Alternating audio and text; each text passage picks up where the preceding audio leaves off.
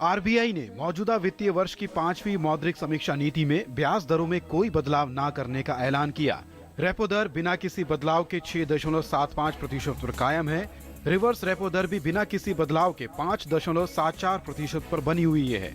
वहीं सीआरआर भी 4% पर ही बरकरार है। Reserve Bank held rates today.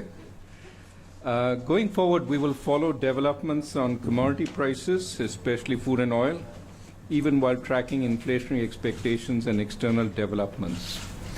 Of course, the implementation of the pay commission proposals and its effects on wages and rents will also be a factor as we consider policy in the future.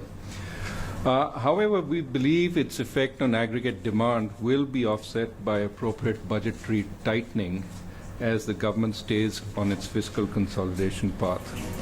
आर्थिक मामलों के सचिव शक्तिकांत दास ने कहा कि ये नीति RBI की संतुलित सोच को दिखाती है। आरबीआई गवर्नर राजन ने कहा कि अर्थव्यवस्था धीरे धीरे रिकवर कर रही है और जीडीपी के लिए 7.4% का पूर्व अनुमान कायम है। After an initial bout of volatility, we probably should see Indian markets stabilize and come through. So it's not, as I've said before again, the central factor in our deliberations going forward. आइए जानते हैं कि ये दरें हैं क्या। Repo rate यानी जिस रेट पर बैंक अपनी जरूरत के लिए रिजर्व बैंक से कैश उधार लेते हैं, इसमें कमी आती है तो होम लोन, ऑटो लोन की ईएमआई भी कम होती है।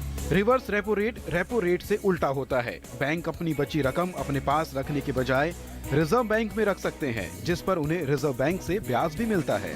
सीआरआर देश में लागू बैंकिंग नियमों के तहत प्रत्येक बैंक को अपने कुल कैश रिजर्व का एक निश्चित हिस्सा रिजर्व बैंक के पास रखना ही होता है, जिसे नगद आरक्षित अनुपात या सीआरआर कहा जाता है।